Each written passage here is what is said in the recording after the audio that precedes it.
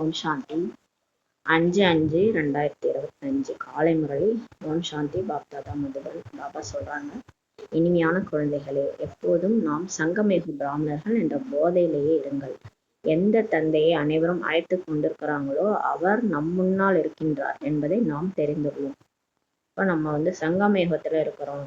சங்கமேக பிராமணர்கள் நினைவுல போதையில இருங்கன்றாரு. யார எல்லாரும் கூப்பிட்டு இருக்கிறாங்களோ அவரும் நம்ம முன்னாடி இருக்கிறாருன்றத நம்ம தெரிஞ்சுக்கிட்டோம். கேள்வி: எந்த குழந்தைகளுடைய உத்தியோகம் சரியாக இருக்குமோ அவர்களுக்கு எந்த ஒரு காட்சி ஏற்பட்டு கொண்டே இருக்கும்? பதில்: சத்தியுக புதிய ராஜ்யத்தில் என்னென்ன இருக்கும், நாம் எப்படி பள்ளியில் படிப்போம், பிறகு ராஜ்யம் செய்வோம் என்பன போன்ற அனைத்து காட்சிகளும் எந்த அளவுக்கு காலம் அருகாமையில் வந்து கொண்டிருக்குமோ அந்த அளவுக்கு காட்சிகள் ஏற்பட்டு கொண்டே இருக்கும். ஆனால் யாருடைய புத்தியோகம் சரியாக இருக்கிறதோ, யார் தங்களுடைய சாந்தி தாமம் மற்றும் சுகதாமத்தை நினைவு செய்கிறாங்களோ, தொழில் போன்றவற்றை செய்து கொண்டே கூட பாபாவின் நினைவுல யார் இருக்கிறாங்களோ அவங்களுக்கு தான் இந்த காட்சிகள் அனைத்தும் ஏற்படுன்றாரு. பாபாவை கரெக்டா நம்ம நினைச்சிட்டே இருக்கோம். புத்தியோகம் சரியா பாபா கூட இருக்கு, கர்மயோகியா இருக்கிறோம், இப்பொழுதே அந்த பிராக்டிஸ் பண்றோம். கடைசியா நெருங்க நெருங்க என்ன ஆகும்? விநாசம் நெருங்க நெருங்க, டைம் நெருங்க நெருங்க சத்தியுகம் வரப்போகுதுன்னா நமக்கு காட்சிகள் கிடைக்கும். காட்சிகள் என்னென்னா, சத்தியுக புதிய ராஜ்யத்துல என்னென்னலாம் இருக்கும், சொர்க்கத்துல என்னென்ன இருக்கும், அங்க எப்படி போய் நம்ம ஸ்கூலுக்கு போவோம், அங்க எப்படி ராஜ்யம் செய்வோம் போன்ற எல்லா காட்சிகளும் மனக்கண்ணில் தெரிஞ்சுட்டே இருக்குன்றாரு. இது யாருக்குன்னா, நம்ம யார் சரியா புத்தியோகம் சரியா அவங்களுடைய வீடு மற்றும் சுகதாமம் சொர்க்கத்தை நினைக்கிறாங்களோ அவங்களுக்கு தான் தெரியுன்றாரு. அந்த டைம்ல நம்ம புத்தி வேற எங்கேயாவது அலப்பாஞ்சிட்டு அந்த மாயா விஷயத்துல போச்சுன்னா நமக்கு காட்சி கிடைக்காது. அதனாலதான் சொல்றாரு. பாட்டு ஓம் நமோ சிவாயன்ற பாடல் ஓடுது. ஓம் சாந்தி. பக்தி மார்க்கத்தில் மற்ற சத்சங்கள் என்னவெல்லாம் இருக்கிறதோ அவற்றிற்கு அனைவரும் சென்றிருப்பார்கள். பக்தியில நம்ம நிறைய சத்சங்கம் போயிருக்கிறோம். ஒன்று, அங்கே அனைவரும் என்ன சொல்லுவாங்க? ஆஹா குருவே என்று சொல்லுங்கள் என்பார்கள், அல்லது ராமருடைய பெயரை சொல்லுங்கன்ட்டு சொல்லுவாங்க. இங்கே குழந்தைகள் எதையும் சொல்வதற்கான அவசியமும் இருப்பதில்லை. ஒரே ஒரு முறை சொல்லியாகிவிட்டது. அடிக்கடி சொல்வதற்கான அவசியமும் இங்க இல்லை. ஓம் சாந்தின்னு சொல்றான், அவ்வளவுதான். ஒரு முறை சொல்றான், அதுக்கப்புறம் சொல்றதுக்கான அவசியம் கூட இல்லை. தந்தையும் ஒருவர், அவர் சொல்வதும் கூட ஒன்றுதான் சொல்றாரு. என்ன சொல்றாரு? குழந்தைகளை என்னை மட்டும் நினைவு செய்யுங்கள் தான் சொல்றாரு. அதாவது நம்மள மனசால நினைக்க சொல்றாரு. வாயால கூட எதுவுமே சொல்ல தேவையில்ல, பாபா பாபான்னு கூட சொல்ல தேவையில்ல, மனசால பாபான்னு நினைங்க போதுன்றாரு. முதலில் கற்றுக்கொண்டு பிறகு இங்கே அமருகிறார்கள். முதல்ல கத்துக்கிறாங்க, அப்புறம் இங்க அமர்றாங்க. நாம் எந்த தந்தையினுடைய குழந்தைகளாக இருக்கிறோமோ அவரை இப்ப நினைவு செய்ய வேண்டும்ன்றாரு. இதையும் கூட இப்போது நீங்கள் பிரம்மாவின் மூலம் தான் தெரிஞ்சிருக்கிறீங்க. ஆத்மாக்களாகிய நம் அனைவருடைய தந்தை ஒருவர் தான். உலகத்துல இருக்கிற எல்லா மனிதர்களும் ஆத்மாக்கள் தான். அவங்க எல்லாருடைய அப்பாவும் ஒரே ஒரு கடவுள் தான், ஒரே ஒரு தந்தை தான். உலகம் இதை தெரிந்திருக்கவில்லை. ஆனா உலகத்துல யாருக்குமே தெரியாது. நாம் அனைவரும் அந்த தந்தையினுடைய குழந்தைகள். அவரை அனைவரும் இறை தந்தை, காட்ஃபாதர் என்று கூறுகிறார்கள் என்பதை நீங்கள் தெரிந்துள்ளீர்கள். இப்போது தந்தை கூறுகின்றார், நான் உங்களுக்கு படிப்பிக்க இந்த சாதாரண உடலில் வருகின்றேன்னு சொல்றாரு. அவர் எப்படி மேலேருந்து நமக்கு அசரீதியாலாம் அப்படியெல்லாம் சொல்ல மாட்டார் இல்லையா? நமக்கு பாடம் எடுத்து பிராக்டிக்கலா நம்மளை மாத்த வராரு. அதுக்கு ஒரு உடல் வேணும் இல்லையா? அதனால இந்த சாதாரண உடல்ல வராரு. பாபா இவருக்குள் வந்துள்ளார், பிரம்மா பாபா உடல்ல வந்துள்ளார். நாம் அவருடையவர்களாக ஆகியுள்ளோம் என்பதை நீங்கள் தெரிந்துள்ளீர்கள்ன்றாரு. பாபா தான் தூய்மையற்ற நிலையிலிருந்து தூய்மையாவதற்கான வழியை இப்ப கூறுகின்றார். இது கடவுளே தான் சொல்லிட்டு இருக்கிறார். எப்படி தூய்மையாகிறதுன்ற வழியை சொல்றாரு. இது முழு நாளும் புத்தியில் இருக்கிறது. சொல்ல போனால் அனைவருமே சிவபாபாவின் குழந்தைகள் தான். ஆனால் நீங்கள் தெரிந்துள்ளீர்கள், மற்றவர்கள் யாருமே தெரிந்திருக்கவில்லை. உலகம் ஃபுல்லா அவரோட குழந்தை தான். ஆனாலும் நமக்கு தான் அவர் வந்துட்டாரு, கிளாஸ் எடுக்கிறாருன்னு தெரியுது, நம்மளை மாத்துறாரு. ஆனா மத்தவங்க யாரும் தெரிஞ்சுக்கல. நாம் ஆத்மா, என்னை நினைவு செய்யுங்கள் என்று பாபா நமக்கு கட்டளையிட்டுள்ளார் என்பதை குழந்தைகளாகி நீங்க புரிஞ்சுக்கிட்டீங்கன்றார். அதாவது நம்மளாம் ஆத்மா, அவரை நினைக்கணும்னு சொல்லி இப்ப கட்டளையிட்டு இருக்கார். நான் உங்களுடைய எல்லையற்ற தந்தையாக இருக்கின்றேன். தூய்மையற்றவர்களை தூய்மையாக்குபவரே வாருங்கள், நாங்கள் தூய்மையற்றவர்களாக ஆகியுள்ளோம் என்று அனைவரும் புலம்பி கொண்டிருக்கிறாங்கன்றாரு. அப்ப எல்லாரும் புலம்புறாங்க. எதுக்குன்னா, நாங்க தூய்மையற்றவர்களாக ஆகிட்டோம், தூய்மையற்றவர்களை தூய்மையாக்குபவரே வாங்கன்ட்டு எல்லாரும் கூப்பிடுறாங்க. இதை தேகம் சொல்வதில்லைன்றாரு. இது தேகம் சொல்லல, ஆத்மாதான் சொல்லுது. ஆத்மா இந்த சரீரத்தின் மூலம் சொல்கிறது. 84 பிறவிகளை கூட ஆத்மா தான் எடுக்கிறது அல்லவான்றாரு. இந்த ஆத்மா தான் வந்து ஒரு ஒரு பிறவியா எடுக்குது. அந்த உடல் வந்து வேற வேற மாறுது. மற்றபடி ஆத்மா ஒண்ணுதான் இல்லையா, அதுதான் எடுக்கிறது அல்லவான்றாரு. நாம் நடிகர்கள் என்பது புத்தியில் இப்ப இருக்க வேண்டும். நம்மெல்லாம் வந்து டிராமால ஆக்டர்ஸ்ன்ட்டு இப்ப புத்தியில இருக்கும். பாபா நம்மை இப்போது திரிகாலதர்சியாக மாற்றியுள்ளார். பாபா நமக்கு 3 காலத்தையும் உணர வச்சிருக்காரு இல்லையா. இன்னைக்கு என்ன நடக்குது, நாளைக்கு என்ன ஆக போகுது, நேற்று என்ன நடந்தது எல்லாமே நமக்கு தெரியும். முதலிடை கடைசியினுடைய ஞானத்தை பாபா கொடுத்துள்ளார். அனைவரும் பாபாவை தான் அழைக்கிறார்கள் அல்லவா. எல்லாருமே கடவுளை தான் கூப்பிடுறாங்க. இப்போதும் கூட அவர்கள் சொல்வார்கள் வாருங்கள் என்று சொல்லி கொண்டிருக்கிறாங்க. இப்ப கூட பக்தியில கூப்பிட்டு தான் இருக்கிறாங்க. கடவுளே எங்க இருக்கிற வா அப்படின்ட்டு. மேலும் சங்கமயுக பிராமணர்களாகி நீங்கள் பாபா வந்துள்ளார் என்று கூறுகின்றீர்கள். ஆனா நம்ம என்ன சொல்றோம், பிகேஸ் கடவுள் வந்துட்டாரு, வந்து எனக்கு பாடம் டெய்லி என் கூட பேசிட்டு இருக்கிறாரு, எனக்கு பாடம் எடுத்துட்டு இருக்கிறாரு, எனக்கு சக்தி நிரப்பிட்டு இருக்கிறாருன்னு நம்ம சொல்றோம். இந்த சங்கம யுகத்தையும் கூட நீங்கள் தான் தெரிந்துள்ளீர்கள். நமக்கு தான் தெரியும் இந்த மாதிரி ஒரு யுகம் சங்கம யுகம்னு இருக்கு, அதுல பாபா வர்றாருன்ட்டு நமக்கு தான் தெரியும். இது புருஷோத்தம யுகம் என்று, இது புருஷோத்தம யுகம் என்று பாடப்படுகிறது. அதாவது கடவுளே வராருல, அந்த யுகத்துக்கு பேரு புருஷோத்தம சங்கம யுகம். ஆத்மா உத்தமமாவதுக்கான யுகம் இதுன்னு பாடப்படுது. புருஷோத்தம யுகம் கலியுகத்தின் கடைசி மற்றும் சத்தியுகத்தின் ஆரம்பத்திற்கும் இடையில் தான் நடக்கிறதுன்றாரு. அதாவது ஆத்மா எல்லாம் மோசமாயிடுச்சு இல்லையா, அதெல்லாம் வந்து தூய்மையாக்கி கூட்டு போறாரு சொர்க்கத்துக்கு. அப்ப இது ரெண்டுத்துக்கும் நடுவுல தான், கலியுகத்துக்கும் சத்தியுகத்துக்கும் நடுவுல தான் இந்த புருஷோத்தம சங்கம யுகம் நடக்கிறதுன்றாரு. சத்தியுகத்தில் சத்திய புருஷர்களும் கலியுகத்தில் பொய்யான புருஷர்களும் இருக்கிறாங்க சொல்றாரு. சத்தியுகத்துல எல்லாம் உண்மையானவங்களா இருப்பாங்க, உண்மையான ஆத்மாக்கள் இருப்பாங்க. கலியுகத்துல பொய்யான ஆத்மாக்களா இருக்கிறாங்க. யார் சத்தியுகத்தில் இருந்து விட்டு சென்றார்களோ அவர்களுடைய சித்திரங்கள் கூட இருக்கின்றன. அதான் லட்சுமி நாராயணன் இல்லையா, அவங்களுடைய சித்திரம் கூட இருக்கு, படம் இருக்கு. அனைத்திலும் பழையதிலும் பழையது இந்த லட்சுமி நாராயணனுடைய சித்திரமாகும். இதை விட பழைய சித்திரம் வேற எதுவுமே இல்லைன்றாரு. இப்படி நிறைய மனிதர்கள் அமர்ந்து தவறான சித்திரங்களை உருவாக்குகிறாங்க. அதாவது அந்த 4 கைகளுடையது அந்த மாதிரி எல்லாம் உருவாக்குறாங்க. யார் யார் இருந்து விட்டு சென்றுள்ளார்கள் என்பதை நீங்கள் தெரிந்துள்ளீர்கள். ஆனா நமக்கு தெரியும் யார் யார் வாழ்ந்தாங்க. அதாவது இந்த சிருஷ்டி சக்கரத்துல என்ன நடந்தது, முதல்ல யார் வந்தது, அப்புறம் யார் வந்ததுன்னு நமக்கு தான் தெரியும். எப்படி கீழே அம்பாளுடைய சித்திரம் அல்லது காளியினுடைய சித்திரம்லாம் உருவாக்கி இருக்கிறாங்க. அப்படி கைகளை உடையவர்கள் எப்படி இருக்க முடியும். காளிக்கு அவ்வளோ கைகள், 8 கைகள் 12 கைகள் கூட இருக்கும். அப்படியே ரொம்ப கோரமா நாக்க தொங்க போட்டு ஒரு சித்திரம். அது மாதிரி அம்பாளுடைய சித்திரம் 4 கைகள் 2 கைகள் அப்படியே இருக்குது. 4 கைகளுடைய அம்பாலும் இருக்குது. அம்பாளுக்கும் 2 கைகள் தான் இருக்கும் அல்லவா. மனிதர்கள் சென்று கையெடுத்து கும்பிடுகிறார்கள், பூஜையும் செய்யறாங்க. கோயில்ல போயிட்டு பக்தி மார்க்கத்தில் அநேக விதமான சித்திரங்களை உருவாக்கியுள்ளார்கள். மனிதர்கள் மீதுதான் அநேக விதமான அலங்காரம் செய்கிறார்கள் எனும்போது ரூபம் மாறி விடுகிறதுன்றாரு. அலங்காரம் செய்யறாங்களே மனுஷங்களுக்கு தான் அநேக விதமான அலங்காரம் செய்யறாங்க.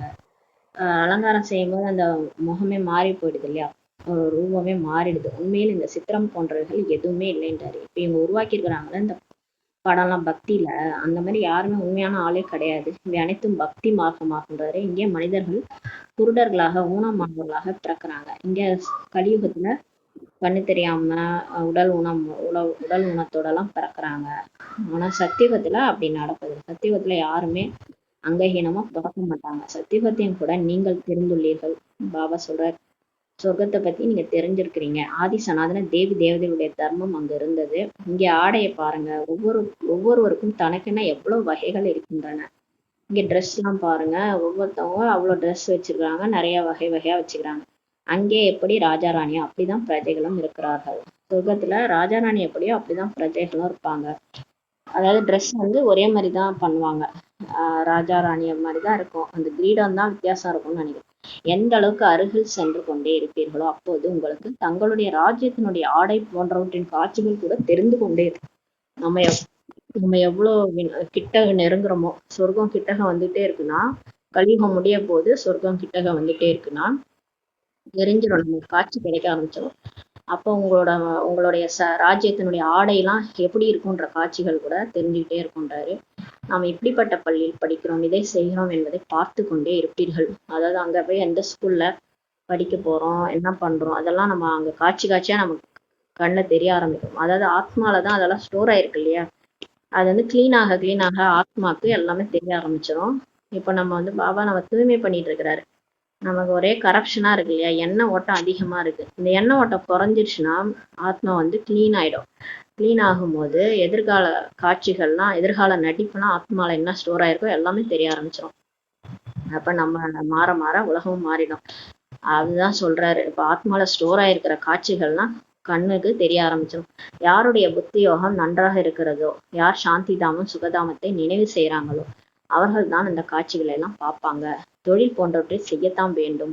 இப்ப நீங்க வேலை வெட்டிலாம் இருக்குல்ல, அதெல்லாம் செஞ்சுதான் ஆகணும். செஞ்சாலும் கைகள் வேலை செஞ்சாலும் புத்தி பாபாவை நினைக்கணும், பரந்தாமத்தை நினைக்கணும். அடிக்கடி பரந்தாமம் சொர்க்கம் அதெல்லாம் சுத்தி சுத்தி வரணும் புத்தி மூலமா. கைகள் என்னன்னா செய்யட்டும், ஏதாவது பிரச்சனை வந்த மாயா பிரச்சனை எல்லாம் கொண்டு வரும் புத்தியில. ஆனா நம்ம அதை கேர் பண்ணவே கூடாது. நம்ம மாட்டுக்கும் பாபாவை நினைக்கணும். இந்த ஸ்கூல்ல படிக்கிற பிள்ளைங்க பாருங்க, என்னதான் பிரச்சனை சண்டைனாலும் வீட்டுல அதுங்க படிக்கிறதுலே குறிக்கோளா இருக்கும். அதுங்க எதையுமே பார்க்காது. அதுங்க படிச்சு பாஸ் பண்ணணும், நல்ல மார்க் எடுக்கணும், அதுதான் அதுங்களோட குறிக்கோள். அது மாதிரி நம்மளும் இங்க என்ன நடந்தாலும் இந்த மாயா என்னதான் டெஸ்ட் பேப்பர் கொண்டு வந்தா எனக்கு என்னன்ட்டு நம்ம படிக்கணும். நம்ம மட்டும் அந்த ட்ரில் பண்ணிட்டே இருக்கணும். புத்தி மூலமா நம்ம பரந்தாம நினைக்கணும், சொர்க்கத்தை நினைக்கணும், பாபாவை நினைக்கணும். இப்படியே நம்ம எப்படி முடியுமோ எவ்வளவு முடியுமோ ட்ரில் பண்ணிட்டே இருக்கணும். அப்பதான் ஆத்மா சக்திசாலி ஆகும். பக்தி மார்க்கத்தில் கூட தொழில் போன்றவற்றை செய்கிறார்கள் அல்லவா? பக்தி மார்க்கத்துல கூட தொழில் செய்யறாங்க. ஆனா அங்க ஞானம் எதுவும் இருக்கவில்லை. இவை அனைத்தும் பக்தி ஆகுன்றாரு. இங்க பண்றதெல்லாம் பக்தி. பக்தியில ஒண்ணுமே கிடையாது. அங்க ஏம் ஆப்ஜெக்டே கிடையாது. சும்மா கோயிலுக்கு போவோம் வருவோம், அவ்வளவுதான். அங்க இருக்கிற சாமி யாருன்னு கூட தெரியாது, கையெடுத்து கும்பிட்டு வந்துருவோம். ஆனா அந்த மாதிரி ஆகணும்லாம் அங்க ஏம் ஆப்ஜெக்ட் எல்லாம் கிடையாது. ஞானத்துல அப்படி கிடையாது. ஞானத்துல நமக்கு படிப்பு இருக்குது, ஏம் இருக்கு, ஆப்ஜெக்ட் இருக்கு, எல்லாமே இருக்கு. நம்ம புது உலகத்துக்கு போக போறோம், எல்லாமே நமக்கு ஞானத்துலதான் தெரியும். அதனை பக்தியின் ஞானம் என்று சொல்லலாம். அவர்கள் நீங்கள் உலகத்திற்கு எஜமானர்களாக எப்படி ஆவது என்ற ஞானத்தை கொடுக்க முடியாது. பக்தியில கோயிலுக்கு போறீங்கன்னா அவங்க உங்களுக்கு உலகத்துக்கே எப்படி எஜமானர்னா சொல்லி தர மாட்டாங்க. இப்போது நீங்கள் இங்கே படித்து எதிர்காலத்திற்கு உலகத்திற்கு எஜமானர்களாக ஆகிறீங்கன்றார். இந்த பிறவில படிக்கணும், அடுத்த பிறவில நம்ம சொர்க்கத்துக்கு போக போறோம். அங்க போய் எதிர்காலத்துல உலகத்துக்கே எஜமானரா ஆக போறோம். இந்த படிப்பே புதிய உலகத்திற்காக தான் சொல்றார் பாபா, அமரலோகத்திற்காக என்பதை நீங்கள் தெரிந்துள்ளீர்கள். இப்ப நம்ம படிக்கணும் இல்லையா? படிச்சு நம்ம புது உலகத்துக்கு போறதுக்காக தான் படிக்கணும். சரீரத்தை விடுற வரைக்கும் படிக்கணும். சரீரத்தை விட்டோடனே ஆத்மா இந்த ஞானத்தை எடுத்துக்கிட்டு போயிடும், அவ்வளவுதான். அடுத்து எங்க போய் பிறப்போம்னா யாருக்கும் தெரியாது. நமக்கு தான் தெரியும் நம்ம சொர்க்கத்துக்கு போய் நம்ம பிறப்போன்றது. மத்தவங்க இங்க இருக்கிறவங்க எல்லாம் கேள்வி கிண்டல் பண்ணுவாங்க, ஆனா அவங்களுக்கு தெரியாது. அவங்களும் அவங்க உடம்புக்கு போகும்போது அவங்களுக்கே தெரியும், ஐயோ நான் அவங்க சொன்னாங்க நம்ம தப்பு பண்ணிட்டோம்ட்டு. அப்பதான் அவங்களுக்கு புரியும். நமக்கு இப்பயே புரிஞ்சு போச்சு, பாபா நமக்கு பாடம் எடுக்கிறாரு, பாடத்தை சொல்லி கொடுத்து நம்மளை மாத்திட்டு இருக்கிறாரு. அடுத்த பிறவில நம்மளோட குணங்கள் எல்லாத்தையும் மாத்திட்டாரு, தேவதையா ஆக்கிட்டாரு. அங்க போய் நம்ம தேவதையா பார்ப்போன்றது நமக்கு தெரியும் கடைசியா. மற்றவங்க வெளியில இருக்கிறவங்க தெரியாது. மற்றபடி அமர்நாத்தில் ஒன்றும் சங்கர் பார்வதிக்கு அமர கதையை சொல்லவில்லை. ஆனா அந்த பக்தியில சொல்றாங்களா, அமர்நாத்ல சங்கரர் பார்வதிக்கு அமர கதை சொன்னாராம். பார்வதி தூங்கிட்டாங்களாம், புறாதான் கேட்டுச்சான் அப்படின்ட்டு. அதெல்லாம் பக்தியில சொன்ன கதைகள். அவர்கள் சிவனையும் சங்கரனையும் ஒன்றாக விட்டார்கள். அதாவது சிவன் தான் பார்வதிக்காக சொன்னாரு. ஆனா சிவனுக்கு உடம்பு இருக்குது, அவர் அந்த நிலா புறையெல்லாம் வச்சுட்டு கங்கையை தலையில வச்சுட்டு உட்காந்துப்பார்ல, அது சங்கரர். அவரை போய் சிவன்ட்டு சொல்லிட்டாங்க. உண்மையிலே சிவனுக்கு உடம்பே கிடையாது, அவர் லிங்க வடிவில தான் நம்ம பூஜை செய்யறோம். சிவன் நம்ம அப்பா, சங்கரர் சிவனுடைய படைப்பு தான். அது தெரியாம அவங்க சொல்றாங்க. பிரம்மா விஷ்ணு சங்கரன்றது சிவனுடைய படைப்பு. சிவனும் சங்கரரும் ஒண்ணும் கிடையாதுன்றது பக்தி மார்க்கத்துல தெரியாது, நம்ம ஞானத்துலதான் புரிஞ்சுக்கிட்டோம். இப்போது பாபா குழந்தைகளாகி உங்களுக்கு புரிய வைத்துக் கொண்டிருக்கிறார். இவரும் கேட்கின்றார். பிரம்மா பாபாவும் நமக்கு சொல்லும் போதே அவரும் கேட்கிறாராம். அவர் சொல்றாரு, பாபா அல்லாமல் உலகத்தின் முதல் இடை கடைசியின் ரகசியத்தை யார் புரிய வைக்க முடியும்?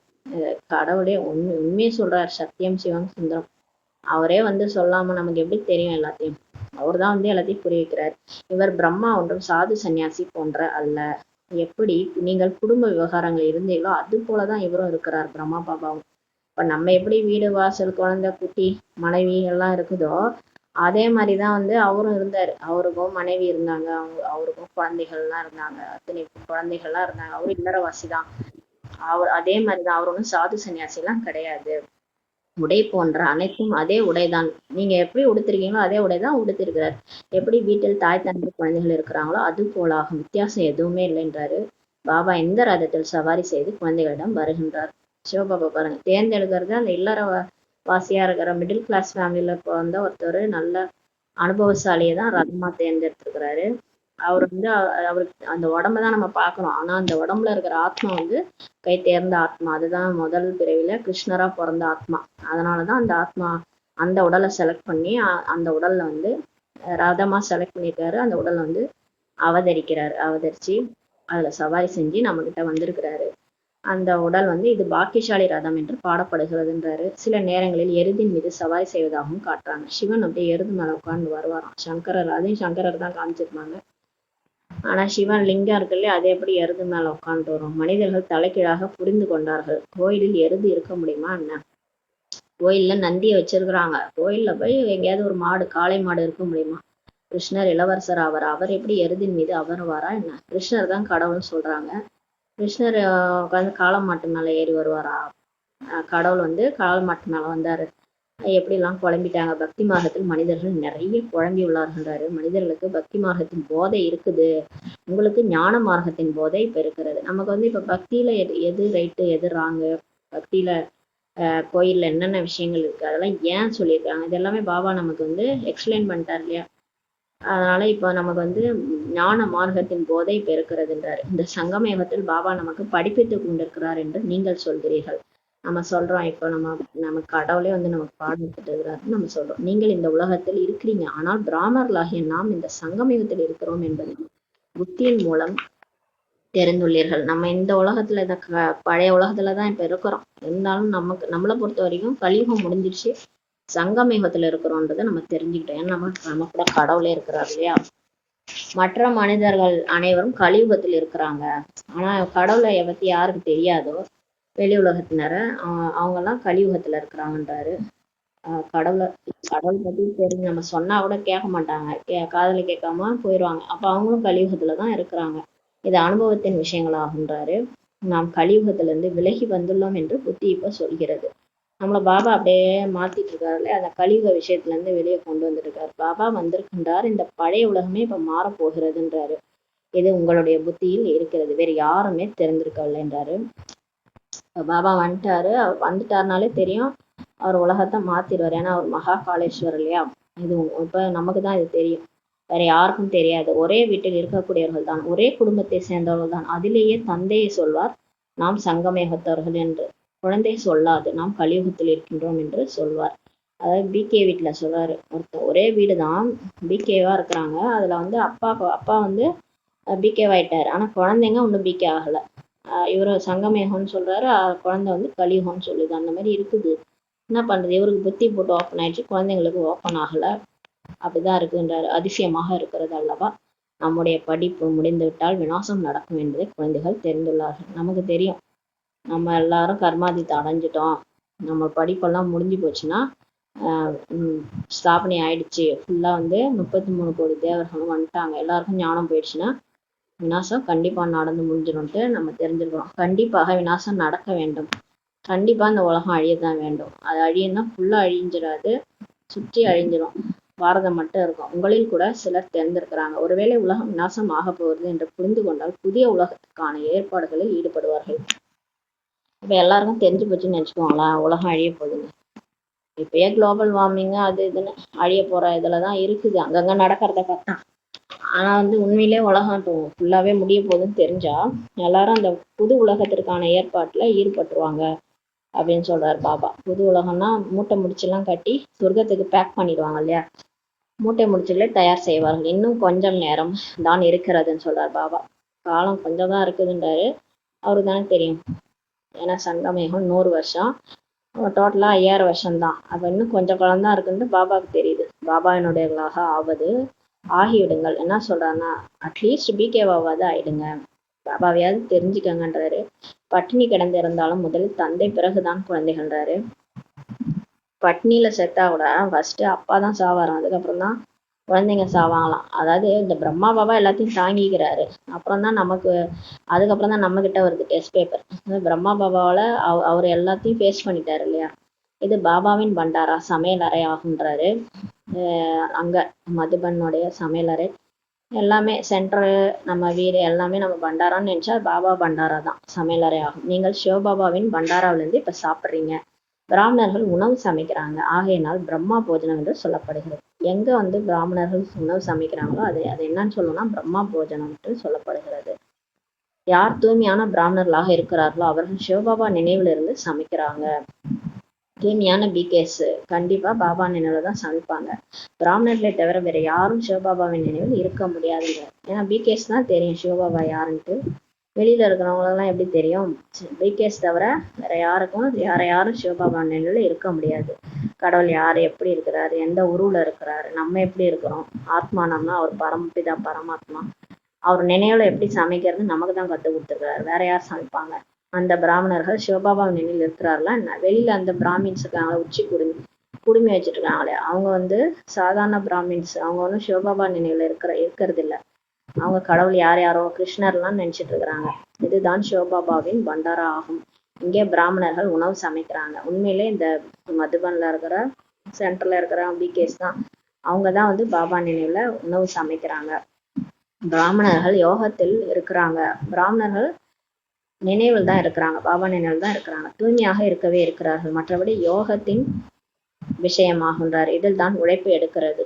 தூய்மையா தான் இருக்கிறோம், ஆனா வந்து பாபாவை நினைக்கிறது அதுதான் கொஞ்சம் உழைப்பு எடுக்கிறதுன்றாரு. கதை விடுதல் நடக்காது. நிறைய பேர் கதை விடுறாங்கல்ல, ஃபுல் டே நான் பாபா நினைவில் தான் இருக்கிறேன், அதெல்லாம் கதை விடுதல் நடக்காதுன்றாரு.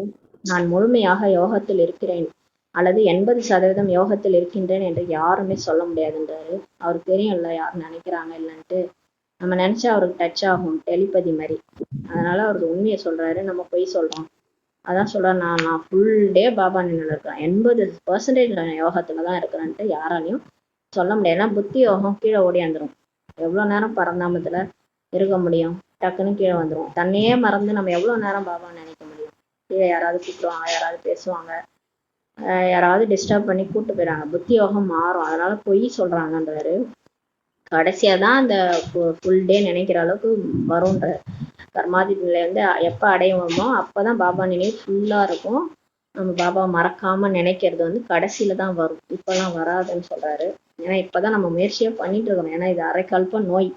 கடவுளை நினைக்க சொன்னா, டக்குன்னு ஒருத்தவங்களை நினைக்க சொன்னா, இப்ப திடீர்னு ஒரு ஊர் பேர் தெரியாதவர் அவர் வந்து என்ன நினைன்னு சொல்றாரு அப்படின்னா அவர் நினைச்சோம். நம்ம யாரோ எவரோ இது வரைக்கும் அம்மா அப்பா கூட வாழ்ந்துருக்கோம், திடீர்னு ஒருத்தவங்களை நினைக்கணும்னா எப்படி நினைக்க முடியும்? அது மாதிரிதான் இப்ப கடவுள் வந்திருக்காரு, நான் தான் கடவுள்னு சொல்றாரு. இது வரைக்கும் அவரை நம்ம லிங்கமா வழிபட்டோம், திடீர்னு அவர் புள்ளியா இருக்கிறேன்னு சொல்றாரு. அப்போ வந்து அந்த ப்ராக்டிஸ் பண்ணி நம்ம வந்து ரொம்ப காலம் அந்த முயற்சியை பண்ணதான் அது வந்து நமக்கு வந்து ஏற்படும். அதனால இப்ப சொல்றாங்கல்ல அதெல்லாம் பொய்யின்றாரு. ஞானமும் வேண்டும், யாரும் சொல்லவே முடியாது. ஞானமும் வேண்டும் இல்லையா? முரளியும் கேட்கணும். முரளி கேட்டாதானே பாபா நினைவு வரும். முரளியே கேட்காம நான் பாபா நினைப்பேன்ட்டு சொல்றாங்க. அவர் சொல்றாரு, யார் தங்களுடைய பார்வையின் மூலமாகவே யாரையும் அமைதியாக்கி விடுகிறார்களோ அவர்கள் தான் குழந்தைகளாகி உங்களில் யோகி ஆவர். இப்ப பாபா சொல்றாரு பாருங்களேன், நான் வந்து ஃபுல் டே நினைக்கிறேன் அப்படிலாம் சொல்றாங்கல்ல. பாபா சொல்றாரு, உண்மையிலே என்னை வந்து ஃபுல் டே நினைச்சிருக்காங்கன்னா அவங்க வந்து அவங்க பார்வையிலேயே யாரா இருந்தாலும் அவங்கள அமைதியாக்கிடுவாங்க. சண்டை போடவே ஒருத்தவங்க வராங்கன்னா இவன் நம்மளை பார்த்தவொடனே அப்படியே அமைதியாயிடணும், சைலன்ஸ் ஆயிடணும், பார்வையாலேயே அமைதியாயிடணும். அந்த மாதிரி நம்ம இருக்கிறோமா? அப்பதான் நம்ம உண்மையான யோகின்னு அர்த்தம். அவர்கள் தான் குழந்தைகளாகி உங்களில் யோகி ஆவர்னு சொல்றாரு. அம்மாவை வந்து ஒருத்தர் வந்து வெட்டுறதுக்கு வந்துட்டாரு. எதுக்குன்னா சண்டை போட வந்துட்டாரு. அவங்க ஒய்ஃப் வந்து இங்கே வந்துடுறாங்க, அவங்க ஒய்ஃபை பத்தி கம்ப்ளைண்ட், வீட்டுல சமைக்க மாட்டாங்க, இங்கே வந்து மாறிட்டு இருக்காங்க, தூய்மையா இருக்கிறதுக்கு பிடிக்கல அவருக்கு. அதனால வந்து கம்ப்ளைண்ட் பண்ணிட்டு யார் அந்த மம்மாவாலதான் இவங்க இப்படி ஆயிட்டு இருக்கிறாங்கன்ட்டு அவங்க வந்து கத்தி எடுத்துன்னு வந்துட்டாரு, சண்டை போடுறதுக்கு வந்துட்டாரு. அங்க கீழே இருக்கிறது எல்லாத்தையும் உடச்சு தள்ளிட்டு சேரை கீரை எல்லாத்தையும் உடச்சிட்டு மேல போனாரு. மேல போனா அம்மா வந்து அப்படியே யோகியா இருக்கிறாங்க, பாபா நினைவுல உட்காந்துருக்குறாங்க, அப்படியே தபஸ்வி அப்படியே உட்காந்துருக்குறாங்க.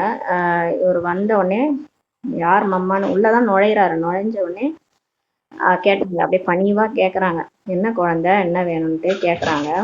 அவங்களுடைய வைப்ரேஷன் எப்படி இருக்குன்னா சத்தியுகத்தினுடைய லட்சுமியினுடைய வைப்ரேஷன் இருக்கு. சத்தியுகத்துல இருக்கிற லட்சுமி இருக்காங்களே அவங்களுடைய வைப்ரேஷன், அந்த இடமே சத்தியுகம் சொர்க்கத்தினுடைய வைப்ரேஷன் மாதிரி இருக்கு. அவர் அப்படியே அமைதியாயிட்டு, என்ன மம்மா, மம்மான்னு அப்படியே வளர்றாரு. அப்படியே காலில் ஊந்துட்டாரு.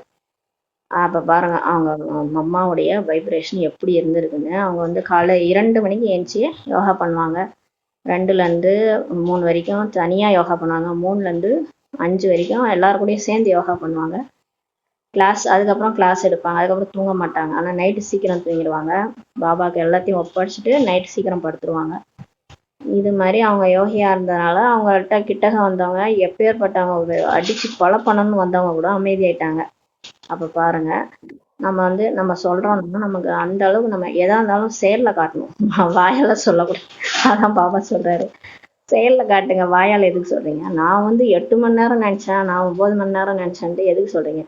இதெல்லாம் வாயால சொல்லக்கூடாது, செயல்ல காட்டுங்கன்றாரு. இது கூட சக்தி ஆகுன்றாரு. ஒரேடியாக அசைவற்று போய்விடும். நீங்க உண்மையிலேயே பாபா நினைவுல இருந்தீங்கன்னா அசைவற்று போயிடும் உடம்புன்றாரு. எப்போது நீங்கள் அசதியாக ஆகிவிடுவீர்களோ பிறகு பாபாவின் நினைவில் இருக்கிறீர்கள் என்று இதுதான் உண்மையான நினைவாகுன்றாரு. இப்போ நம்ம அசரீரி ஆயிட்டோம், அந்த உடம்பு அசைவட்டு இருக்கு. இப்போ நைட்டு தூங்குறோம் பாருங்களேன், நைட்டு தூங்கும் போது உடம்பு மட்டும் அப்படியே அசைவட்டு இருக்கும். நம்ம அசரீரி ஆயிடுறோம், ஆத்மா அசரீரி ஆயிடுது. அதனால நம்ம தட்டி எழுப்பினா கூட நம்ம எங்க இருக்கிறோன்னே தெரியாது. ஐயோ நான் எந்த உலகத்துல இருக்கலாம், நான் யாருன்னே மறந்து போயிடும் நல்லா தூங்கணும்னா. அந்த மாதிரி தான் நம்ம அசரீரிய பயிற்சி பண்ணோம்னா நம்ம அசைவற்று போயிடுவோம். பாபா நினைவுல நீங்க அந்த மாதிரி அசரீரியா இருக்கிறீங்கன்னா பாபா நினைவுல அதுதான் உண்மையான நினைவாகுன்றாரு. அப்ப யாராலையும் உங்களை எதுவுமே பண்ண முடியாது. மீண்டும் இந்த பயிற்சியை செய்ய வேண்டும்ன்றாரு. எப்படி நீங்கள் இங்கே நினைவில் அமருகிறீர்களோ அது போல இந்த பயிற்சி செய்விக்கப்படுகிறது. இருந்தாலும் அனைவரும் ஒன்றும் நினைவில் இருப்பதே இல்லைன்றாரு. இங்க பயிற்சி எல்லாம் பாபா செய்ய வைக்கிறாரு. இருந்தாலும் எல்லாரும் ஒன்றும் பாபா நினைக்கிறது இல்லை. ஏன்னா அவருக்கு தெரியுதுல்ல, எங்கெங்கோ புத்தி ஓடிக்கொண்டிருக்கிறது என்றால் அது நஷ்டம் ஏற்படுத்தி விடுகிறதுன்றாரு. ஒன்றும் இல்லை, முரளி படிச்சும் போதே நமக்கு புத்தியில எங்கெங்கேயா ஏதாவது ஓடும். முரளி கேட்டுன்னு இருக்கும்போதே சமைக்கணும், போகணும், அதை பண்ணணும், இது பின்னாடி புத்தியில ஏதாவது ஒரு ரெக்கார்ட் ஆயிட்டு ஓடிட்டு இருக்கோம். முரளி கேட்கும்போது பாபா நினைச்சுன்னா என்ன பண்ணும்? உட்காரவே மாட்டோம். நம்ம போய் சட்னி அரைக்கலாமா, அதை பண்ணாமல். அதுவும் லேடிஸ்க்கு நிறைய குழந்தைகளை பற்றிய சிந்தனை பட்டு இருந்ததுன்னா சொல்லவே வேணாம். எங்கெங்கோ புத்தி ஓடிக்கொண்டிருக்கிறது என்றால் அது நஷ்டம் ஏற்படுத்தி விடுகிறதுன்றாரு. யார் தங்களை ட்ரில் டீச்சர் என்று புரிந்து கொள்கிறார்களோ அவர்களே இங்கே கதியில் அமர வைக்க வேண்டும்ன்றாரு. ட்ரில் பண்ண வைக்கிறாங்க இல்லையா, 1 செகண்ட் பரந்தாமம், 1 செகண்ட் சொர்க்கம் அப்படின்லாம் ட்ரில் பண்ண வைக்கிற டீச்சர்ஸ் யாரா இருக்காங்கன்னா அவங்கள கதியில உட்கார வைங்க, அவங்கள ட்ரில் பண்ண வைங்கன்றாரு. அவங்க கற்றுக் கொடுப்பாங்க இல்லையா நமக்கு. சூரஜ் பாய் கிளாஸ் கூட முக்கால்வாசி ட்ரில் கிளாஸ் தான் இருக்கு. அவர் நல்ல பேசுவாரு, நல்ல நம்மளை பறந்து அவங்க கூட்டு போயிடுவாரு. அந்த மாதிரி டீச்சரா இருக்கிறவங்கள கதியில உட்கார வைங்க. பாபாவின் நினைவில் முன்னால் அமர்ந்திருக்கிறார்கள். புத்தி யோகம் வேறு எந்த பக்கமும் செல்லக்கூடாதுன்றாரு. அசைவற்று போய்விடும், நீங்கள் அசரீரியாக ஆகிவிடுவீர்கள், மேலும் பாபாவின் நினைவில் இருக்கிறீங்க. இதுதான் உண்மையான நினைவாகும். அதாவது நம்ம உடம்பு அசைவற்று போயிடும், நம்ம ஆத்மா அசரீரியா மேல பரந்தாமத்துக்கு போயிடுவோம். அப்பதான் அது உண்மையான நினைவுன்னு சொல்றாரு. பாபா நினைவுல இருக்கிறோம், இதுதான் உண்மையான நினைவாகும். சன்னியாசிகள் கூட அமைதியில் அமர்கிறார்கள். அவர்கள் யாருடைய நினைவுல இருக்கிறாங்க? ஆனா சன்னியாசிகளும் அதே மாதிரிதான் அசைவற்று போய் அமைதியா உட்கார்ந்து இருக்கிறாங்க. ஆனா அவங்கள யார நினைக்கிறாங்க அப்படின்னா அது ஒன்றும் உண்மையான நினைவு இல்லைன்றாரு. அவங்க ஒன்றும் பாபா நினைக்கல இல்லையா, அவங்க பரந்தாம, அதாவது அந்த பிரம்ம தத்துவத்தை நினைக்கிறாங்க. யாருக்கும் நன்மை அளிக்க முடியாது, அவங்களால யாருக்கும் நன்மை அளிக்க முடியாது. அவங்க இருக்கிற இடம் தான் அமைதியா இருக்கும், மற்றபடி உலகத்தை அமைதிப்படுத்த முடியாது, உலகத்தை சுத்தம் பண்ண முடியாது அவங்களால. அவங்க உலகத்தை அமைதியாக்க முடியாதுன்றாரு. பாபாவை தெரிந்திருக்கவே இல்லை இல்லையா. பாபா தெரிஞ்சாதான் பாபாட்ட சக்தி வாங்கி முழு உலகத்துக்கும் கொடுக்க முடியும். இல்லைன்னா நம்ம இருக்கிற இடம் மட்டும்தான் அமைதியா இருக்கும். பிரம்மத்தை தான் பகவான் என்று புரிந்து கொண்டிருக்கிறார்கள். அவங்க என்ன நினைச்சிட்டாங்க, இந்த வெட்ட வெளிதான் பிரம்மன் தான் கடவுள்னு நினைச்சிட்டாங்க.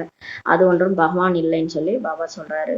கடவுள் வெட்ட வெளி கிடையாது, அவரு உயிரோட்டமானவர். அவரு புள்ளியா இருக்கார் நம்மள மாதிரி. ஆமா, ஆத்மா, அவரும் பரமாத்மா, அவரு பவர்ஃபுல்லான புள்ளி, அவரு ஸ்டார். அவரு நம்மளும் அவர் மாதிரிதான் இருந்தோம். ஆனா நம்ம இறங்கி இறங்கி மறுபிறவில இப்ப ஸ்டார் என்ன ஆயிட்டோம், பவர்லெஸ்ஸா ஆயிட்டோம். அவர்கிட்ட திரும்ப சக்தி எடுத்துட்டு இருக்கிறோம். அது ஒன்றும் பகவான் இல்லை. இப்போது உங்களுக்கு ஸ்ரீமத் கிடைக்கிறது, என்னை மட்டும் நினைவு செய்யுங்கள். நாம் 84 பிறவிகள் எடுக்கின்றோம் என்பதை நீங்கள் தேர்ந்துள்ளீர்கள். ஒவ்வொரு பிறவிலும் கொஞ்சம் கொஞ்சமாக கலைகள் குறைந்து கொண்டே செல்கிறது. பாபா சொல்றாரு, அதிகத்திலயும் அதிகம் 84 பிறவி நம்ம எடுக்கிறோம். அதுல ஒரு பிறவியா எடுத்து எடுத்து மறுபிறவி எடுக்க கலைகள் குறைஞ்சிட்டே போகுதுன்றாரு. சந்திரனின் கலைகள் குறைந்து கொண்டே செல்வதை போலதான் ஆகும். எப்படி அமாவாசை முடிஞ்சு அப்படியே பௌர்ணமி நிலவு ஆகுது இல்லையா, பௌர்ணமிலேருந்து அப்படியே கொஞ்சம் கொஞ்சமா குறைஞ்சு அமாவாசை ஆயிடுது. அந்த மாதிரி தான் நம்மளுடைய ஆத்மாவுடைய சக்தியும் குறைஞ்சிட்டே போகுது, கலையும் குறைஞ்சிருந்தாரு.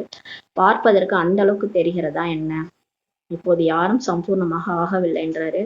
இன்னும் போக போக உங்களுக்கு காட்சி கிடைக்கும். இப்ப யாருமே கம்ப்ளீட் ஆகலைன்றாரு. யாருமே பர்ஃபெக்ட் இல்லை. உடம்புலதான் இருக்கிறோம், ஆத்மா உடம்புல தான், சரீரம் பாடி கான்சியஸ்ல இருக்கிறோம். இன்னும் எந்த விகாரமும் போகலை. எல்லாம் விகாரம் இருக்குது, ஆனா பர்சன்டேஜா இருக்குது. அதாவது சிலருக்கு 100%, சிலருக்கு 90%, 10% முதல் விகாரம் இருக்குன்னா, கோபம் பார்த்தீங்கன்னா 80% இருக்குது. எதையும் விடலை, எல்லாம் அப்படியே இருந்துட்டு நான் பர்ஃபெக்ட்னு நம்ம சொல்லிக்கிறோம். நான் பாபாவை ஃபுல் டே நினைக்கிறேன் அப்படின்ட்டு. அதெல்லாம் கிடையாது. பாபா சொல்றாரு, நீங்க யாருமே இன்னும் சம்பூர்ணம் ஆகல, இன்னும் போக போக உங்களுக்கு காட்சி கிடைக்கும்ன்றாரு. போக போக காட்சி கிடைக்கும். ஆத்மா எவ்வளவு சிறியதாக இருக்கிறது. ஆத்மா பாருங்க, புள்ளியா சின்னதா இருக்கு. அதனுடைய காட்சியும் கூட கிடைக்கும்ன்றாரு. ஆத்மாவுடைய காட்சியும் கூட கிடைக்கலாம். இல்லை என்றால் இவர்களிடத்தில் ஒளி குறைவாக இருக்கிறது, இவர்களிடத்தில் அதிகமாக இருக்கிறது என்று குழந்தைகள் எப்படி சொல்வாங்க? அதாவது இப்ப நமக்கே கூட காட்சி கிடைக்கும் பொழுது, ஆத்மாவுடைய காட்சி, அதை நம்ம நெற்றி புறத்தை பார்க்கும்போது ஒவ்வொருத்தவங்க நெற்றியும் பார்த்தோம்னா அந்த ஒளியை காட்டி கொடுத்துரும். இவங்க ஒளி அதிகமா இருக்கு, இவங்களுக்கு ஒளி கம்மியா இருக்கு அப்படின்றது அந்த நெற்றி புறத்தை பார்த்தாலே தெரிஞ்சிடும்ன்றாரு. அந்த காட்சி மூலமா அவங்க தெரிஞ்சுது, மனக்கண் மூலமா பாக்குறாங்க, இவங்க ஆத்மா தூய்மையா இருக்கு, ஒளி அதிகமா இருக்குன்றத கண்டுபிடிச்சிடுறாங்க. அப்புறம் எப்படி சொல்லுவாங்க, அவங்களுக்கு காட்சி கிடைக்குதுன்றாரு. திவ்ய திருஷ்டியின் மூலம்தான் ஆத்மாவையே பார்க்கிறாங்க. தெய்வீக காட்சி கிடைக்குது, அதன் மூலமா ஆத்மாவை பார்க்கறாங்க. இது கூட நாடகத்தில் பதிவாகி உள்ளதுன்றாரு. என்னுடைய கைகளில் எதுவும் இல்லை. பாபா சொல்றாரு, என் கையில எதுவும் இல்லை, எல்லாம் டிராமா தான் செய்யுது, நாடகம் என் மூலமாக செய்ய வைக்கிறதுன்றார். காட்சி காட்டுறது கூட அவர் செய்யலையாம், டிராமா அவர் மூலமா செய்ய வைக்குதான். இவை அனைத்தும் நாடகத்தின்படி நடந்து கொண்டிருக்குது. எல்லாமே டிராமா படி நடக்குது. டிராமா கட்டுப்பட்டு இருக்கிறாரு. எதுவுமே அவர் டிராமா சொல் பேச்சு தான் கேட்பார் போல. போக் வைப்பது போன்ற அனைத்தும் நாடகத்தில் பதிவாகி உள்ளது. இப்ப நம்ம போக் வைக்கிறோம், சென்டருக்கு போய் அங்க மதுபன்ல போக் வைக்கிறாங்க, சென்டர்ல போக் வைக்கிறாங்க, எல்லாமே டிராமால பதிவாகி இருக்கின்றாரு. வினாடிக்கு வினாடி நடிப்பு இப்ப நடந்து கொண்டு இருக்கிறது. நம்ம கூட நம்மளோட ஆக்டிங் இன்னைக்கு என்ன நடிக்கணுமோ அதை நடிச்சிட்டு இருக்கிறோம். இன்னொன்னும் செகண்ட் பை செகண்ட் நடக்குது. இப்போது எப்படி தூய்மையாக வேண்டும் என்று பாபா படிப்பினை கொடுக்கின்றார். பாபா நம்ம கிளாஸ் எடுக்கிறதே எப்படி தூய்மையாகணுன்றதுக்காக தான். பாபாவை இப்ப நினைவு செய்ய வேண்டும்ன்றாரு. எவ்வளவு சிறிய ஆத்மா தூய்மையற்றதாக ஆகிருச்சு, பிறகு தூய்மையாகவும் இப்ப ஆகணும். இந்த ஆத்மா சின்னோண்டு இருக்குது, புள்ளியா, அதுதான் இப்படி ஆயிப்போச்சு, தூய்மையற்றதா ஆயிடுச்சு. பிறகு இந்த ஆத்மா தூய்மையாகவும் ஆகணும் இல்லையா, அதுக்குதான் கிளாஸ் எடுக்கிறாரு. அவரை நினைக்க சொல்றாரு, நினைச்சாலே அவரை மாதிரி நம்ம ஆயிடும்ன்றாரு. அதிசயமான விஷயமாக இருக்கிறது அல்லவா, இயற்கை என்று சொல்கிறார்கள் அல்லவா. நீங்கள் தந்தையிடமிருந்து இயற்கையான விஷயங்கள் அனைத்தையும் இப்ப கேட்குறீங்க. அனைத்திலும் இயற்கையான விஷயம் என்ன தெரியுமா? ஆத்மா மற்றும் பரமாத்மாவுடைய தாகம். இதை யாருமே தெரிந்திருக்கவில்லை என்றாரு.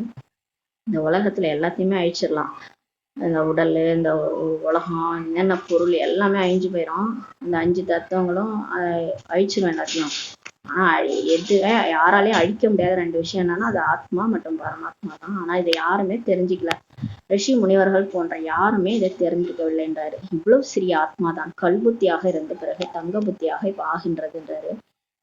அதாவது கெட்ட ஆத்மா தான் இப்ப நல்ல ஆத்மாவா ஆகுது. புத்தியில் ஆத்மாக்களாகிய நாம் கல்புத்தியினர்களாக ஆகியிருந்தோம். இப்போது மீண்டும் பாபாவை நினைவு செய்து தங்க புத்தியாக ஆகி கொண்டிருக்கிறது என்ற சிந்தனையே இப்ப ஓடிக்கொண்டிருக்க வேண்டும். லௌகீக ரீதியாக தந்தையும் பெரியவர் தான். லௌகீக ரீதியில கூட தந்தையும் பெரியவர், பிறகு டீச்சர் குருவும் கூட பெரியவர்களாக கிடைக்கிறாங்க. இப்ப சாதாரணமா நம்ம லௌகீகத்துல பார்த்தோம்னா அப்பா நம்மளோட பெரியவரா இருப்பாரு, டீச்சரும் குருவும் நம்மளோட பெரியவங்களா தான் இருப்பாங்க.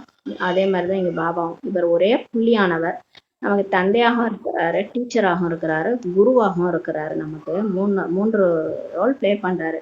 முழு கல்பமும் தேகதாரியை நினைவு செஞ்சீங்க. இப்போது பாபா சொல்றாரு, என்னை மட்டும் நினைவு செய்யுங்க. பாபா சொல்றாரு, 84 பிறவியும் நீங்க தேகத்தையே தான் பார்த்து இருந்தீங்களே, என்ன போர் அடிக்கலையா உங்களுக்கு? புள்ளிய நினைங்களா, என்ன நினைங்களான்றாரு.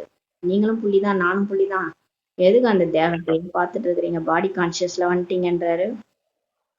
இப்ப என்னை மட்டும் நினைவு செய்யுங்கன்றார். உங்களுடைய புத்தியை எவ்வளவு நுட்பமானதாக இப்ப மாற்றுகின்றார்.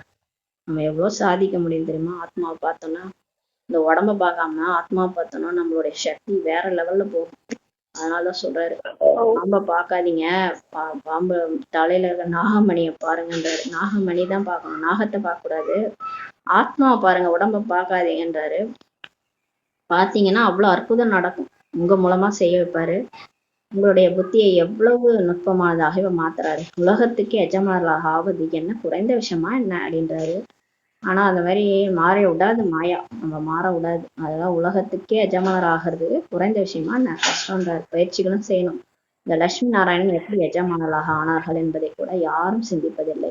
ஆனா அந்த கோயிலுக்கு போறாங்க, திருப்பதி கோயில். அது இவங்க யாரு, எதுக்கு இவங்களுக்கு செலவு வச்சுக்கிறாங்க, இவங்களுக்கு ஏன் இவ்வளவு அபிஷேகம் இதெல்லாம் பண்றாங்க, ஏதாவது கேக்குறாங்களா? சும்மா போவாங்க, கையெழுத்து கும்பிடுவாங்க, வந்துடுவாங்க. இவங்க எப்படி இப்படி ஆனாங்கன்றதும் யாரும் கேட்கறது சிந்திக்கிறதும் இல்ல. நீங்களும் கூட வசீகரமான முயற்சியின்படி தெரிந்துள்ளீர்கள். நம்ம கூட இந்த 108 பேரு யாரு, இவங்க லட்சுமி நாராயணன் தான். இவங்கெல்லாம் எப்படி இப்படி ஆனாங்கன்றத நம்மள கூட சில பேருக்கு தான் பிகேஸ்கே கூட சரியா தெரியாதுன்றாரு. புதியவர்கள் யாரும் இந்த விஷயங்களை புரிந்து கொள்ள முடியாது. புதுசா வந்த பிகேஸ்லாம் லட்சுமி நாராயணன் எப்படி ராஜ்யத்தை பிடிச்சாங்கன்றது தெரியாது. முதலில் மேலோட்டமாகவும் பிறகு ஆழமாகவும் புரிய வைக்கப்படுகிறதுன்றாரு. குழந்தை பிறந்தோடனே லிக்விடு ஃபுட்டு தான் கொடுப்பாங்க, பால் தான் கொடுப்பாங்க. அப்புறம் கொஞ்சம் கொஞ்சமா 6 மாசத்துக்கு அப்புறம் சாலிட் ஃபுட் கொடுப்பாங்க. அப்பதான் அது செரிக்கும் இல்லையா. எடுத்தோடனே பிகே ஆனோடனே எல்லா விஷயத்தையும் பாபா விநாசம் நடக்க போகுது, அது எல்லாத்தையும் சொல்ல மாட்டாரு பாபா. அப்படியே கொஞ்சம் கொஞ்சமா தான் அப்படியே குழந்தை மாதிரி வச்சிருப்பாரு. அப்புறம் போக போக எல்லாத்தையும் இந்த சாலிட் ஃபுட் எல்லாம் ஊட்டுவாரு. அப்படி போக போக பெரிய பெரிய விஷயத்தான் சொல்லி புரிய வைப்பாரு, ஆழமா புரிய வைப்பாரு. ஃபர்ஸ்ட் மேலோட்டமா பிறகு ஆழமா புரிய வைக்கப்படுகிறது. பாபா புள்ளியாக இருக்கின்றார். பிறகு அவர்கள் இவ்வளவு பெரிய பெரிய லிங்க ரூபங்களை உருவாக்கி விடுகிறார். அவர் என்னமோ புள்ளியா சின்னதா இருக்கிறாரு, கண்ணுக்கே தெரியாம. அவருக்கு வந்து பக்தி மார்க்கத்துல பெரிய பெரிய லிங்கமா உருவாக்கி வச்சிருக்கிறாங்க. மனிதர்களுடைய சித்திரங்களை கூட பெரிது பெரிதாக உருவாக்குறாங்கன்னு சொல்றாரு. ஆனால் அப்படி இருப்பதே இல்லை. இந்த ராவணன் அப்புறம் இந்த கடோத்கஜன் இதெல்லாம் காட்டுவாங்க. சரி, மகாபாரதம், ராமாயணம் இதெல்லாம் பெருசு பெருசா மனிதர்களுடைய சித்திரங்களை உருவாக்குறாங்க. மனிதர்களுடைய சரீரம் இப்படித்தான் இருக்கிறது. ஆனா மனிதர்கள் சரீரம் 6 அடி தான், 6 அடிக்கு மேல. ரொம்ப சிலர் அபூர்வமா சிலர் 6 அடிக்கு மேல இருப்பாங்க. அதாவது கொஞ்சம் ஹைட்டு தான். அது வந்து ரொம்ப பெருசு பெருசாலாம் செய்யறாங்க. பக்தியில் அமர்ந்து என்னென்ன உருவாக்கியுள்ளார்கள். இந்த பக்தி மார்க்கத்துல இதேதான், எல்லாமே மூட நம்பிக்கை தான். மனிதர்கள் எவ்வளவு குழம்பி உள்ளார்கள்னு சொல்லி பாபா சொல்றாரு. எது கடந்து விட்டதோ அது மீண்டும் நடக்கும் என்று பாபா கூறுகின்றார். என்ன பண்றது, அரை கல்பம்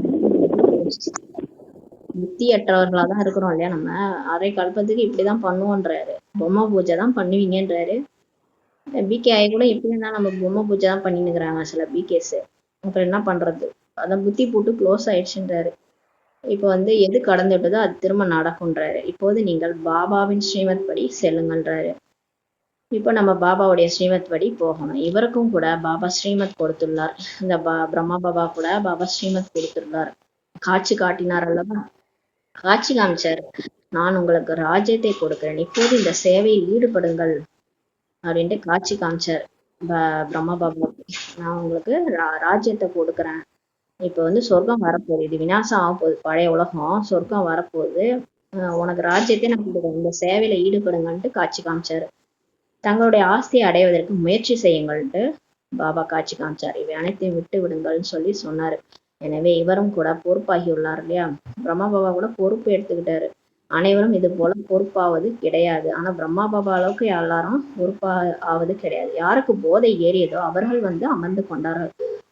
யாருக்கெல்லாம் போதை ஏறிச்சோ அவங்கதான் வந்து உட்காந்துட்டாங்க இங்க எங்க சென்டருக்கு, அதாவது மதுபனுக்கு. எங்களுக்கு ராஜ்யம் கிடைக்கிறது, பிறகு இந்த பைசாவை வைத்துக் கொண்டு என்ன செய்வது, அந்த மாதிரிலாம் சிலர் அப்படியே சரண்டர் ஆயிட்டாங்க. ராஜ்யமே கிடைக்குது, அப்ப இங்க இருக்கிற பைசா வச்சு நாங்க என்ன பண்றது, எல்லாத்தையும் டிரான்ஸ்பர் பண்ணிடுவோம்ட்டு ஆரம்பத்துல நிறைய பேருக்கு போதை ஏறிச்சு வந்து உட்கார்ந்துட்டாங்க. எனவே பாபா இப்போது குழந்தைகளை முயற்சி செய்ய வைக்கின்றார். ராஜ்யம் ஸ்தாபனை ஆகி கொண்டிருக்கின்றது. நாங்கள் லட்சுமி நாராயண பதவியை விட குறைவாக அடைய மாட்டோம் என்று வர கூறுகிறார்களாம் குழந்தைகள். சொல்றாங்க, அடைஞ்சா லட்சுமி நாராயண பதவி தான், இல்லைன்னா நாங்க அதை விட குறைவா அடைய மாட்டோம்ட்டு சொல்றாங்க. அப்படி என்றால் ஸ்ரீமத் படி நடந்து காட்டுங்கள்னு சொல்லி பாபா சொல்றாரு. சொல்றீங்க ஏம் என்னமோ நல்லா இருக்குது, ஆனா அதை அடையணும்னா அதுக்கான முயற்சி செய்யணும்ல. ஸ்ரீமத் படி நடந்து காட்டுங்க, சாக்கு போக்கு சொல்லாதீங்கன்னு சொல்லி சொல்றாரு பாபா. பாபா சொல்றாரு, குழந்தை குட்டி அவருக்கு இருக்கு இல்லையா, அவர் பிரம்மா பாபாவுக்கு தான் குழந்தை குட்டி இருந்தது. அவங்களோட நிலை என்ன ஆகும்ட்டு பிரம்மா பாபா சொன்னாரா? சொல்லலை இல்லையா? திடீரென்று விபத்தில் யாராவது இறந்து விட்டார்கள் என்றால் யாராவது பட்டினியாக இருக்கிறார்களா என்ன? யாராவது நண்பர்களோ உறவினர்களோ சாப்பிடுவதற்கு கொடுக்கிறார்கள். இங்கே பாருங்கள், பாபா பழைய கொட்டகையில் தான் இருக்கிறாரு. அதாவது குழந்தை குட்டியை பத்திலாம் கவலைப்பட தேவையில்ல. அதாவது அவங்கவுங்கள பாபா தான் பாபாவுடைய குழந்தை தானே, அவங்கவுங்கள யார் வேணாலும் பார்த்து வாங்கன்ற மாதிரி சொல்றாரு. இங்கே பாருங்கள், பாபா பழைய கொட்டகையில் இருக்கிறாரு. குழந்தைகளாகி நீங்கள் மாளிகையில இருக்கிறீங்க. பிரம்மா பாபா குடில்ல தான் அவர் இருக்கிறாருல, அது அஸ்பெஸ்டாஸ் ஷீட்டு தான். சாதாரண அஸ்பெஸ்டாஸ் ஷீட்டு போட்டு தான் அந்த காலத்துல இப்பயாவது கொஞ்சம் அதை இது பண்ணி இருக்குது. ஆனா முன்ன ரொம்ப அஸ்பெஸ்டாஸ் ஷீட் போட்டு அது கீழே தான் உட்காந்த, ரொம்ப வெயில் எல்லாமே அதிகமா இருக்கும். ஆனா பாபா அதெல்லாம் பொருட்படுத்தலை. குழந்தைகள் நல்லா இருக்கணும், நான் எப்படி இருந்தாலும் பரவாயில்லன்ட்டு தான் பிரம்மா பாபா இருந்தாரு. அவர் குடில்ல தான் இருந்தார், குடிசையில இருந்தாரு. ஆனா நம்ம இப்ப எப்படி இருக்கிறோம்? மதுபனுக்கு போறோம், என்னதான் ரூம் எப்படி சொபிஸ்டிகேட்டடா ரூம்லாம் இருக்குது இல்லையா நமக்கு. நீங்க மாளிகையில இருக்கிறீங்கன்றாரு. குழந்தைகள் நல்ல விதத்தில் இருக்கட்டும்ட்டு பாபா நினைக்கிறாரு. சாப்பிடட்டும், அருந்தட்டும் என்று பாபா சொல்வாராம். பிரம்மா பாபா அந்த காலத்துல சொல்வாராம், குழந்தைகள் நல்ல இடத்துல இருக்கணும், சாப்பிடணும், அருந்தட்டும்ட்டு பாபா சொல்வாராம். யார் எதுவுமே கொண்டு வரவில்லை அவர்களுக்கும் கூட அனைத்தும் நல்ல விதத்தில் கிடைக்கிறதுன்றாரு. எதுவுமே கொண்டு வராதவங்களுக்கு கூட மதுபன்ல எல்லாமே நல்ல விதத்துல கிடைக்கிறதுன்றாரு. இந்த பாபாவை விடவும் நல்ல விதத்துல இருக்கிறாங்க. பிரம்மா பாபா படாத கஷ்டமா நம்ம பாடுறோம்? நம்மளாம் ஜாலியா தான் இருக்கிறோன்றத சொல்றாரு. அவரோட நம்மளாம் நல்ல விதத்துல தான் இருக்கிறோன்றாரு. நாம் நடமாடும் யோகிகளாக இருக்கின்றோம் என்று சிவபாபா கூறுகின்றார். யாருக்கு வேண்டுமானாலும் நன்மை செய்வதற்கு செல்ல முடியும். நம்ம நடமாடும் யோகின்றாரு. நம்ம யாருக்கு வேணாலும் நன்மை செய்ய முடியுன்றாரு. யார் ஞானம் நிறைந்த குழந்தைகளாக இருக்கிறார்களோ அவர்கள் ஒருபோதும் காட்சி போன்ற விஷயங்களால் குஷி அடைய மாட்டார்கள். சிலர் என்ன பண்றாங்க, பாபாவை நினைக்கிறேன்னு சொல்லிட்டு காட்சி பார்க்க ஆரம்பிச்சிடறாங்க. காட்சின்னா சொர்க்கத்தினுடைய காட்சி, சூட்ச்மவதன காட்சி எல்லாம் பார்த்துக்கிட்டு டைம் அப்படியே வேஸ்ட் ஆயிடுது. அதுக்கு பேர் யோகா கிடையாது, அது காட்சி பார்க்குறது, டிரான்ஸ்ல போகிறது. அதனால உங்களுக்கு பாவம் அழியாது, உங்களுக்கு அது வேஸ்ட், பாவம் அழியாது உங்களுக்கு. அதான் பாபா சொல்றான், அந்த காலத்துல வந்தவங்களாம் அப்படிதான், நிறைய பேர் காட்சி பார்த்து டிரான்ஸ்ல போயிடுவாங்க. முரளியும் கேட்க மாட்டாங்க, யோகாவும் பண்ண மாட்டாங்க. பாவம் அழியாது, முரளியும் ஞானமும் புத்தியில ஸ்டோர் ஆகாது. இந்த மாதிரி நிறைய பேர் பண்ணிட்டு இருந்தாங்க. பாபா சொல்றாரு, யாரு ஞானம் நிறைந்த குழந்தைகளோ அவங்க என்ன பண்ணுவாங்க, யாருக்கெல்லாம் புத்திசாலியோ அவங்க ஒருபோதும் காட்சி போன்ற விஷயங்கள்ல கவனம் செலுத்த மாட்டாங்க, அதுல குஷி அடைய மாட்டாங்க. அது இப்ப நமக்கு முக்கியமா கடைசியா காட்சி கிடைக்க போகுது. நம்ம இப்ப படிச்சு பாஸ் ஆகணும், பாபா நினைச்சு பாவம் அடிக்கணும், அதுதான் நம்ம ஏம் இல்லையா? இங்க காட்சி பார்த்துனதுக்காக நம்ம பிகே ஆனோம். நமக்கு படிக்கணும், பாஸ் ஆகணும், அதுக்கப்புறம் நம்ம அங்க போயிட்டு சொர்க்கத்துல நல்ல பதவி அடையணும். அதுக்கு இங்க பாபா அதிகமா நினைக்கணும், முரளி படிக்கணும். முரளியில தான் எல்லா விஷயமும் இருக்குது. முரளியை நம்ம கேட்கணும், பாபா கிட்ட கேட்டு அதுல இருக்கிற ரகசியத்தெல்லாம் எடுக்கணும், வெண்ணையை சாப்பிடணும். அதை விட்டுட்டு காட்சியை பார்த்துனதுல வேஸ்ட் இல்லையா? அதுல குஷி அடைய மாட்டாங்கன்னு சொல்றாரு. யோகத்தை தவிர வேற எதுவுமே இல்லை, யோகா தான் முக்கியம். இந்த காட்சி போன்ற விஷயங்கள் குஷி அடையக்கூடாதுன்றாரு. காட்சி பார்க்கறதுனால ஒன்றும் கிடைக்காதுன்றாரு. நல்லது. இனிமையான காணாமல் போய் கண்டெடுக்கப்பட்ட செல்ல குழந்தைகளுக்கு தாயின் தந்தையுமான பாப்தாதாவின் அன்பு நினைவுகளும் காலை வணக்கமும். ஆன்மீக குழந்தைகளுக்கு ஆன்மீக தாய் தந்தை நமஸ்காரம். நாம் ஆன்மீக குழந்தைகள் ஆன்மீக தாய் தந்தைக்கு நமஸ்காரம். தாரணைக்கான முக்கிய சாரம். ஃபர்ஸ்ட் பாயிண்ட், ஒரு பார்வையின் மூலமே யாரையும் அமைதியாக்கும் அளவுக்கு யோகத்தின் நிலையை உருவாக்க வேண்டும்ன்றாரு. ஒரு பார்வை தான். உங்க முன்னாடி சண்டை போடுறதுக்குன்னு வந்தாங்க, ஒன்றும் இல்லை, உங்க உறவினர் வந்தாலே போதும், அவங்களே உங்களால அமைதியாக்க முடியுதா?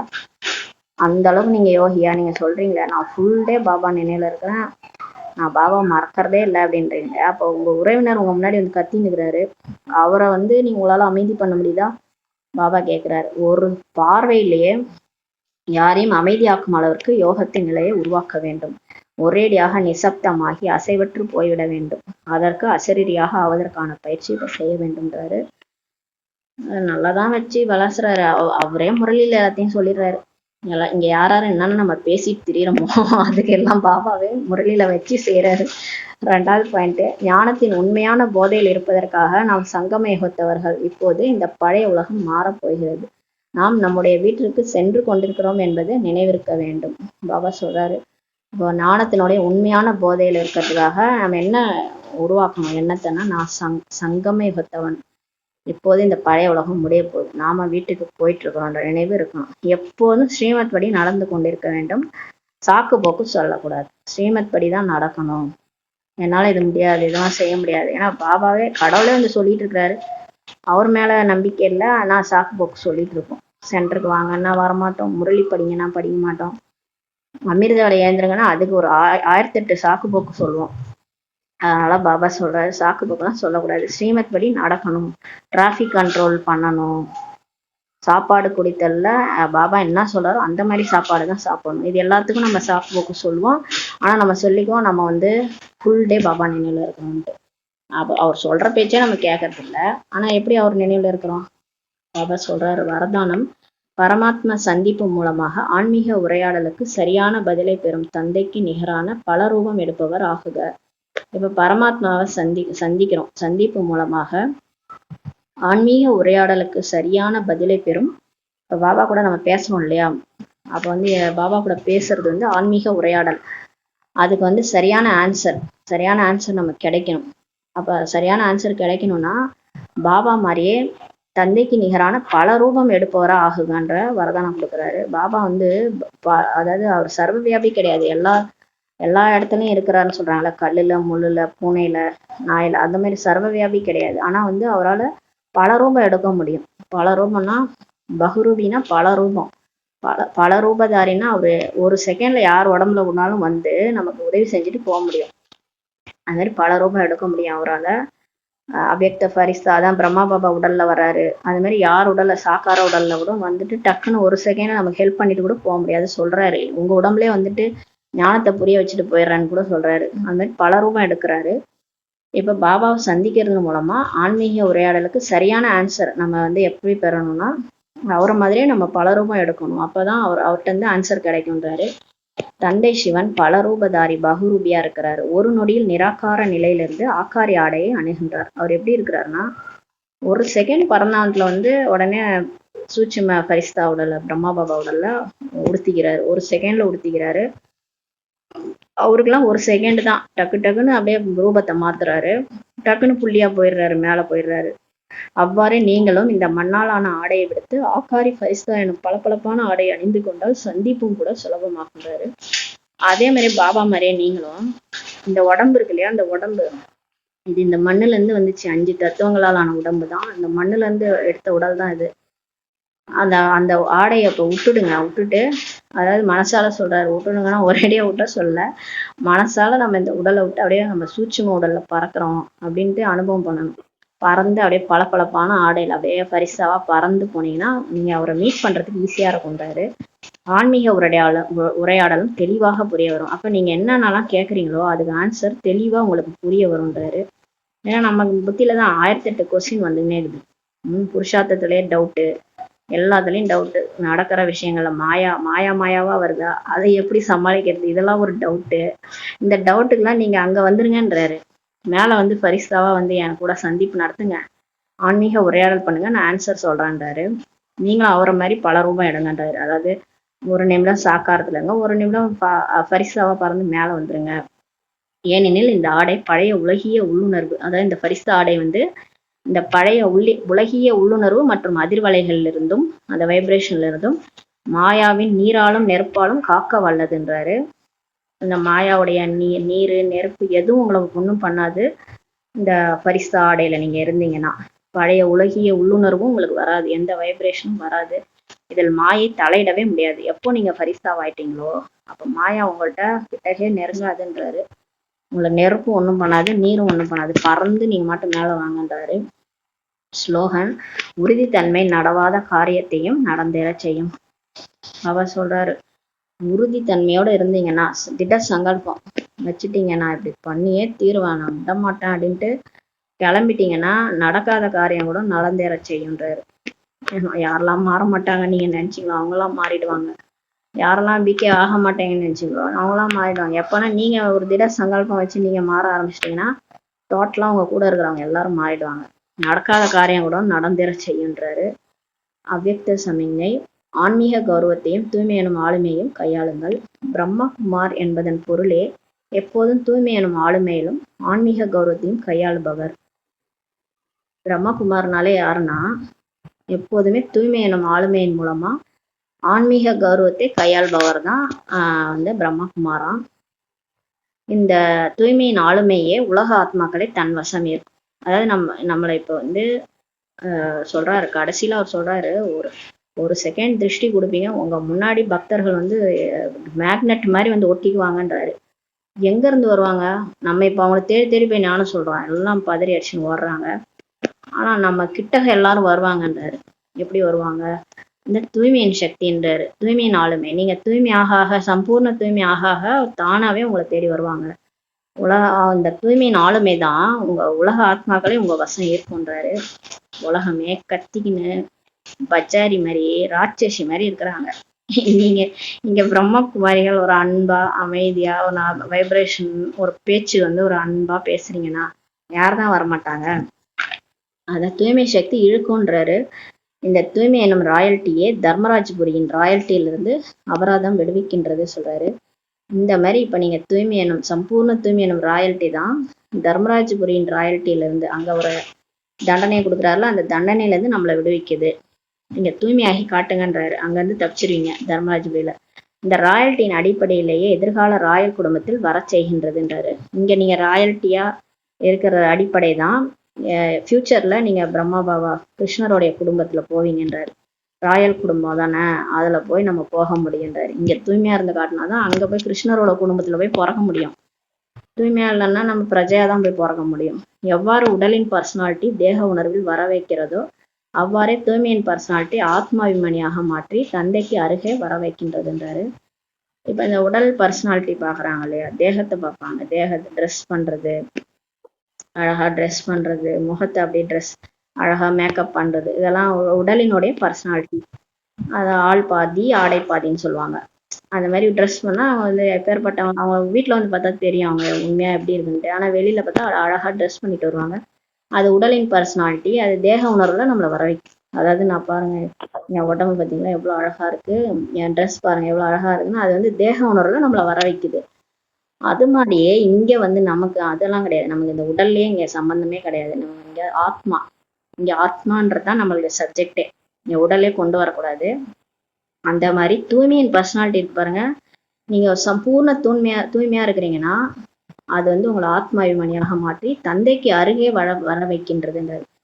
உடல் உணர்வு தேக உணர்வுல வர வைக்கும். ஆனா ஆத்மா அபிமானியா ஆனீங்கன்னா அது உங்களை பாபாவுக்கு அருகே வர வைக்கின்றதுன்றாரு. பரமாத்மாவுக்கு கிட்டகையே நம்மளால வர வச்சிரும்னு சொல்லி சொல்றாரு. ஓம் சாந்தி. நன்றி பாபா. நன்றி.